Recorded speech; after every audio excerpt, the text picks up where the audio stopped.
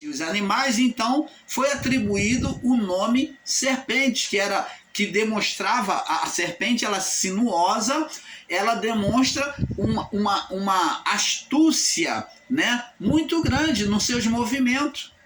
Então, foi usado o animal correto para representar o quê? Não só o pecado, mas o ser espiritual gerado por esse pecado. Ensinar que a serpente é literal é um grande erro. É um grande erro. Ensinar que essa serpente é literal é um grande erro. Porque essa serpente não foi colocada ali para levar o homem a pecar, não. Os que ensinam assim estão errados. Os que ensinam assim estão errados. Porque a serpente, então se a serpente, ela foi usada, uma serpente literal, ela foi plantada no Éden para levar o homem a pecar, então Deus seria maligno de pegar dessa mesma serpente hoje e no futuro servir para a cura. Seria contraditório com a própria imagem do filho, que foi a representação da serpente ardente, da serpente de bronze. Porque o filho fez essa representação nele, mas essa serpente de bronze era a representação da justiça, porque o bronze, ele é representação de justiça.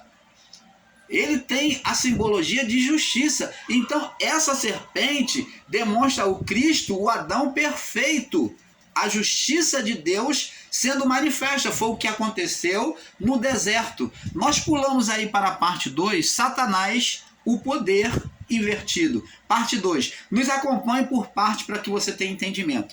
Então, abençoados, considerar que a serpente, ela era literal uma serpente, uma cobra? Não. Aqui é um erro. É um erro ensinar assim. Então, Jesus foi representação da serpente de bronze. Então, Jesus, ele foi a maldição? Não.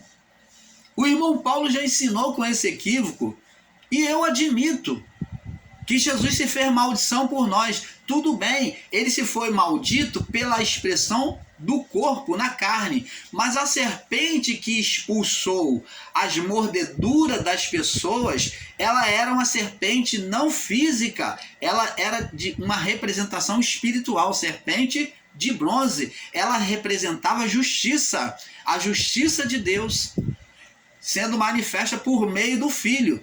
A serpente de bronze, a serpente de maldição, representada por Cristo, foi a sua própria natureza física, a carne. Ali o diabo foi cravado na cruz. A condenação que vinha por meio da carne, ele foi cravado na cruz. Ali os poderes da atuação espiritual, do ser espiritual, já não poderia mais operar. Ali estava sendo cancelado. A cédula de condenação pelo corpo de Cristo na cruz estava sendo cancelado. Por isso que diz que ele venceu o diabo na cruz. Venceu quando ele se entregou. Agora, a serpente ardente é apresentada... Ora, como é que se pode ensinar que a serpente era literal? A serpente ardente é representada a partir da morte e ressurreição. Agora ele manda olhar para ele, crer nele, confessar os pecados no batismo e crer no evangelho de Cristo. Os discípulos também anunciam que ele se convertam e creia na serpente de bronze, que olhe para a serpente de bronze para receber salvação. Por isso que a palavra diz aqui, porque todo aquele que nele crê será salvo. Crer no Senhor Jesus Cristo e será salvo tu e a tua casa. Então, como que seria salvo? Olhando para a serpente de bronze. Serpente espiritual, o segundo Adão, o Adão perfeito. O primeiro Adão, ele errou o caminho. Ele errou, o primeiro Adão tropeçou e ele foi imperfeito. Então veio o segundo Adão, a segunda serpente espiritual.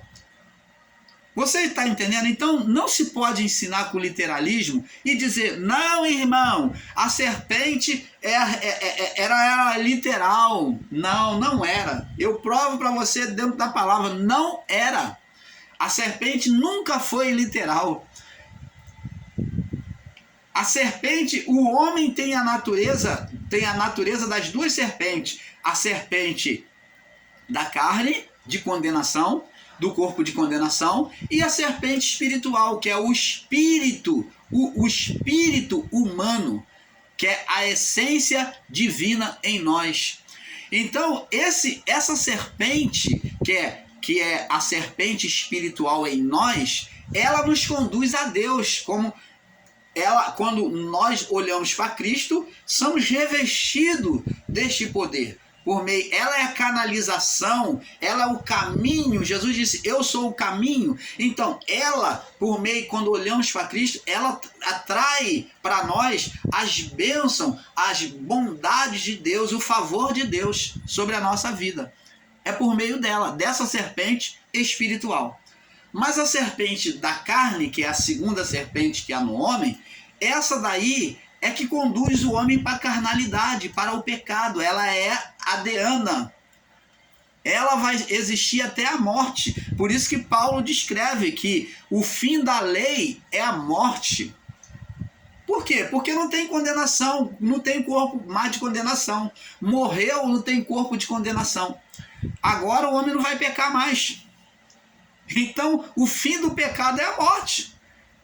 Você já viu o morto pecando? Não. Então, morreu, não peca mais. Então, não tem mais lei. Você está entendendo, abençoado? Aí vamos prosseguir aqui. Gênesis 3. Nós estamos fazendo a leitura de Gênesis 3. E Deus vem questionar o homem a partir do pecado. Disse, verso 12. Então disse Adão, a mulher que me deste por companheira, ela me deu e eu comi. E disse o Senhor Deus à mulher, por que fizeste isto? E disse a mulher, a serpente me enganou e eu comi. Então a mulher está descrevendo que agora existe um ser espiritual. O termo para o ser espiritual para Satanás é serpente. E é descrito e confirmado lá no livro de Apocalipse, capítulo 12. Vamos lá. Apocalipse, capítulo 12. Não entender isso é não ler a Bíblia corretamente. No verso 7, 8, 9. Diz assim, houve batalha no céu deste mundo, na esfera deste mundo. Miguel e os seus anjos batalharam contra o dragão e batalharam o dragão e os seus anjos, mas não prevaleceram, quer dizer, as hostes espirituais do mal não prevaleceram contra os anjos de Deus, nem mais se achou o seu lugar nos céus, né? E foi precipitado o grande dragão, aqui ele já está com o império, a serpente, o ser Satanás, já está com o império evoluído, já tem vários filhos, já está dominando ali, por isso que ele diz lá no livro de Lucas 4, 5 a 8, ele diz assim, tudo isso te darei se prostrado me adorar, todos os reinos do mundo, mostrou a Jesus, todo o poder e toda a sua glória, porque a mim me foi entregue. Então ele cresceu no império, ali no período de Jesus ele já tinha mostrado que já tinha crescido o império dele, ele mostrou os reinos do mundo que ele dominava.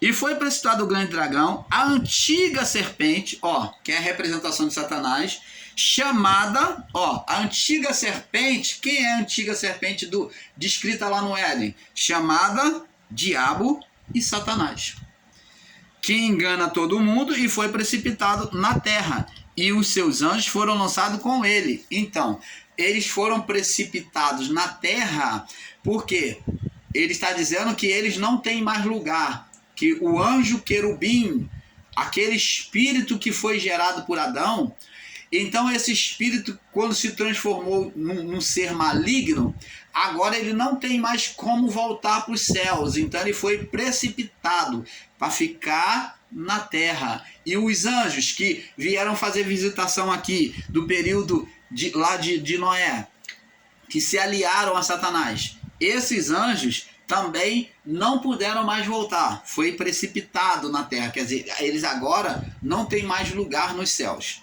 É isso que está dizendo a palavra. Mas como é que os irmãos não entendem que a mesma serpente é o diabo, o dragão? Está bem claro lá no livro de Apocalipse. Então ele diz aqui, a serpente, a Eva diz aqui, Gênesis 3:13, a serpente me enganou, eu comi, verso 14. Então o Senhor disse à serpente, opa, Deus seria louco, seria transtornado de falar sozinho, mas por que Deus vem trazer a sentença de maldição primeiro a serpente? Deus vem logo amaldiçoar, diz assim, então disse o Senhor Deus à serpente, ó, se Deus está falando, Deus é espírito, ele fala com um ser espiritual. Por que fizeste isto? Maldita serás, ó, Deus lança uma maldição sobre esse ser. Maldito serás mais que toda a fera, mais que todos os animais do campo. E eles tomam isso aqui como literal, como a serpente, como animal do campo, né? E sobre o teu rosto, e sobre o teu ventre andarás. Mas isso tudo são representações de... maldito serás mais que toda a fera. Está dizendo que o Satanás seria temido, respeitado. Seria considerado o mal, né? Agora considerado o mal. Mais que todos os animais do campo, e sobre o teu ventre andarás, estado de humilhação. Ele não vai ter todo o poder, porque Satanás é o poder invertido, aonde Adão e a sua mulher gera, na sua cumplicidade de oposição, gera um ser espiritual, agora trazendo as trevas para a criação. Quando Deus disse haja luz, eles fizeram o contrário, eles viraram o mundo, a criação de ponta cabeça. E vamos ver as consequências aqui. Porque sobre o teu ventre andarás, estado de humilhação, e comerás pó. Então, a força dela, a força desse ser espiritual, viria da onde? Do pó. Todos os dias da tua vida. Então, aqui Deus não está falando para a cobrinha, mas está falando para um ser espiritual que o tempo dele de vida, ele iria se alimentar do quê? Dos desejos malignos no homem. Ele agora iria se alimentar dos desejos malignos. Deus está falando que não iria satisfazer, não iria trazer comida para ele. Ele iria se virar, ele vai agora se alimentar dos desejos carnais do homem. Comerás pó todos os dias da tua vida, porém inimizade entre ti e a mulher, entre a tua semente e a tua semente. Ela te ferirá a cabeça, te ferirá o calcanhar. Então já vemos essa inimizade sendo formada, sendo manifesta a partir de Caim e Abel. Aonde Caim, o ser espiritual, pensa que Abel é que iria calcanhar, acabar com o império dele, com a existência dele. Então ele vem buscar, incitar Caim, que era filho dele, que era filho da carne, né, filho de Satanás. Então ele com Caim como a primeira semente de Satanás, ele vem incitar Caim a matar o seu próprio irmão. E este ferirá a cabeça, tu lhe ferirá o calcanhar. Mas essa semente que estava sendo profetizada era Cristo, né? E a mulher disse, multiplicarei grandemente a tua dor e a tua conceição. Você vê que a semente da serpente seria inimizade com a semente da mulher, que foi o que aconteceu com Caim e Abel. E a mulher disse, multiplicarei grandemente a tua dor e a tua conceição, né? Sua concepção. E com dor dará luz a filhos, pois teu desejo será para o teu marido, e ele te dominará. E Adão disse, porquanto deste ouvido à voz da tua mulher, não ouviu a voz de Deus, dizendo, deste ouvido à voz da tua mulher e comeste a árvore que te ordenei, dizendo, não comerás dela, maldita é a terra por causa de ti. Tá vendo? Até a criação agora vem sofrer sentença por causa de Adão. A própria criação vem sofrer sentença por causa de Adão. Maldita é a terra por causa de ti. Com dor comerás dela todos os dias da tua vida. Espinhos e cardos também te produzirá, e comerás erva do campo, e do suor do teu rosto comerás o teu pão, até que tornes a terra. Então agora você vai morrer. Você vai ter o tempo de vida e vai morrer no corpo físico. Deus não formou o corpo do homem, o corpo físico, anteriormente para morrer. O corpo passou a morrer a partir do estado de condenação, de pecado. Porquanto dela foste formado, porquanto és pó e em pó te tornarás. Você vai voltar à morte. Então, abençoados, é isso que nós temos que entender. Vamos agora voltar lá no livro de Jó. Livro de Jó, aqui, para nós explicarmos aqui. O entendimento literal dos nossos irmãos é que eles pegam o literalismo dessa palavra aqui de Jó e diz que Deus e Satanás são a mesma coisa, e que Satanás o diabo é a carne do homem.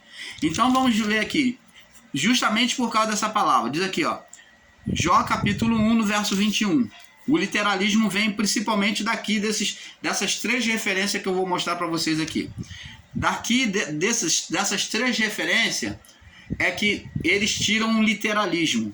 Diz assim, Jó, depois que perdeu tudo, ele diz assim: nu saí do ventre da minha mãe e nu tornarei para lá. O Senhor deu e o Senhor tomou. Bendito seja o nome do Senhor.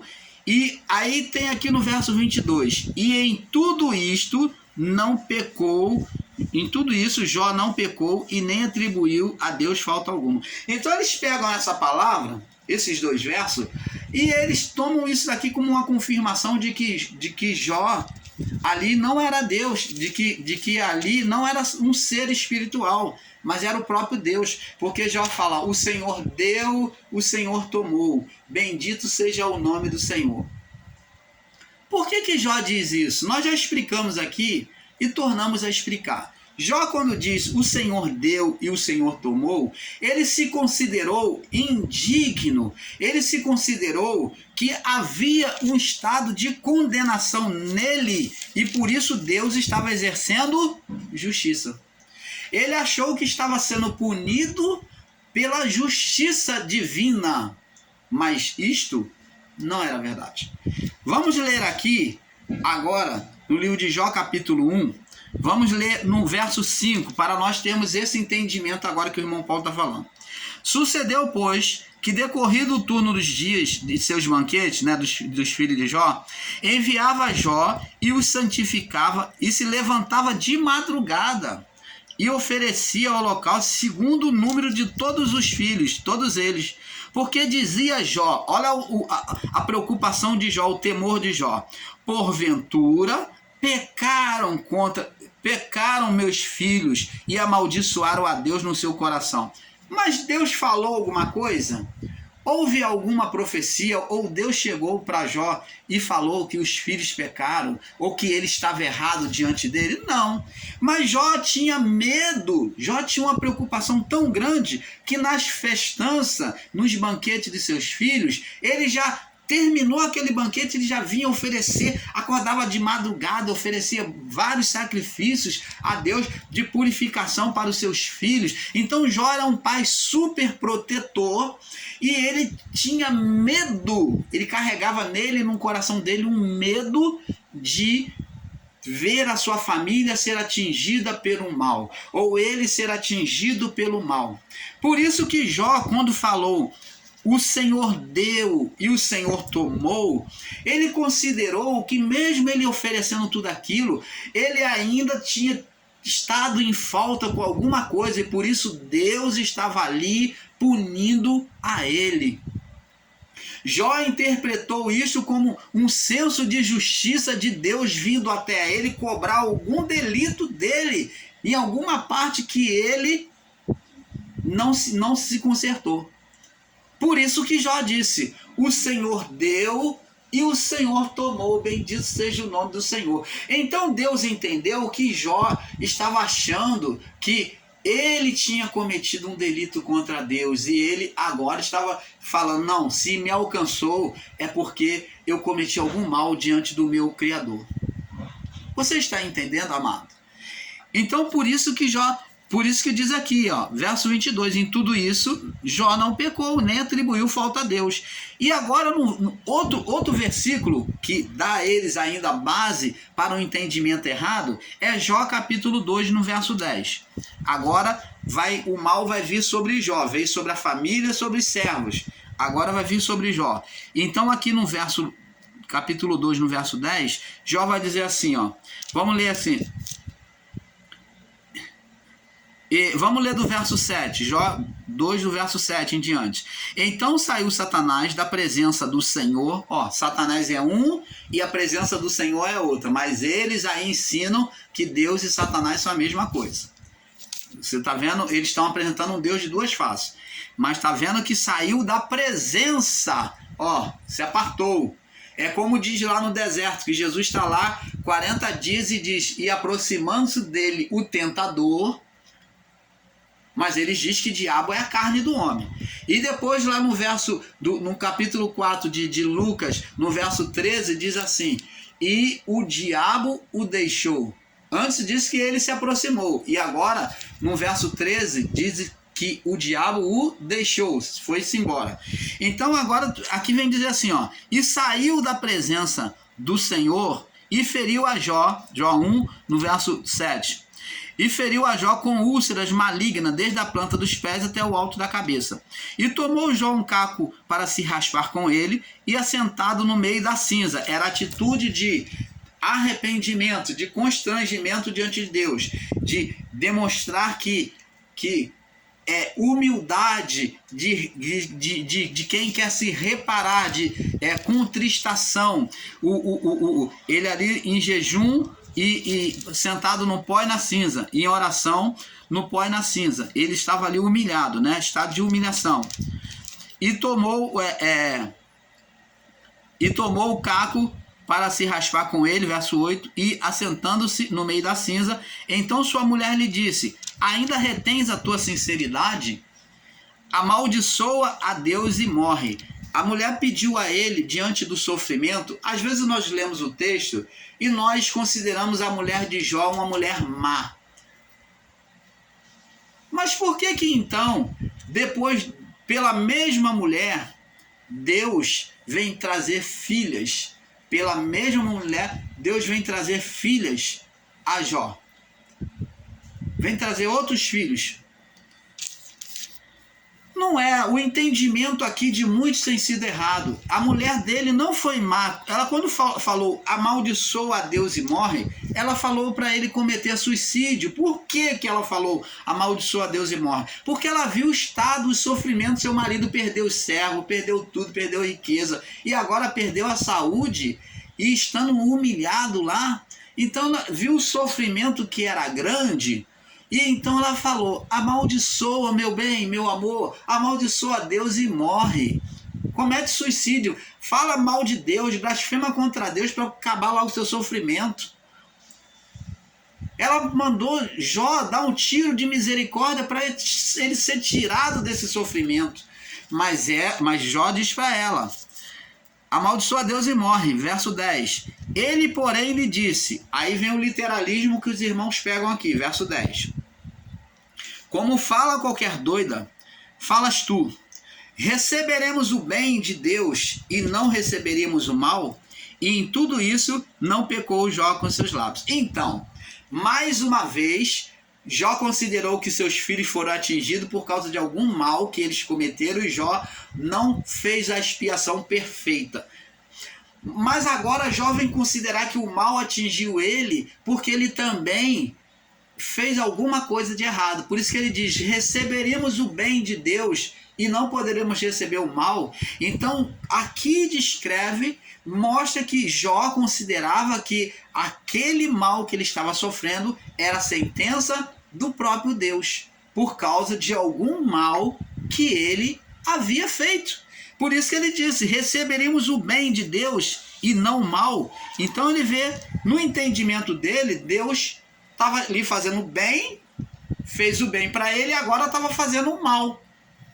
Um Deus bom e um Deus mau. Deus me deu, Deus tomou. Agora, é isso que nós temos que entender. Agora, pulando aí para a parte no Jó capítulo 3, ele vai agora, depois disso tudo, fazer a lamentação dele, né, no capítulo 3. E agora, no verso 25, ele diz assim, na sua lamentação: porque naquilo que eu temia, observa bem, naquilo que eu tinha medo, receio, me sobreveio. Naquilo que eu tinha medo, me aconteceu, me sobreveio. Ele tinha medo de ficar pobre, de ficar doente, de perder tudo, perder sua família, perder tudo? Tinha. Por isso que ele antecipava o sacrifício, mesmo Deus não tendo trazido condenação para ele, para os filhos dele. Ele oferecia sacrifício. Você está vendo que foi uma questão de consciência, quando ele diz: o Senhor deu, o Senhor tomou? Quando ele disse: receberíamos o bem de Deus e não o mal? Foi uma questão de consciência dele julgar que ele estava sendo punido por causa de alguma gravidade que ele tinha feito diante de Deus. Porque naquilo que temia, me sobreveio. De que adiantou todo o receio dele, todo o medo dele? E o que receava, me aconteceu. O que eu tinha receio de acontecer comigo, com a minha família, de perder tudo, me aconteceu. Você está vendo aí, abençoado? E ele disse, olha o verso 26, confirmando mais ainda: nunca estive tranquilo. Os filhos iam fazer uma festa, no outro dia ele acordava de madrugada para oferecer sacrifício, pedia perdão a Deus, se botava em cinza e oferecia tudo, pedia perdão pelos pecados dos filhos. Isso é tranquilidade de um homem que é rico? Não. Por isso que ele disse: nunca estive tranquilo, nem sosseguei, nem repousei, não tive repouso, tranquilidade.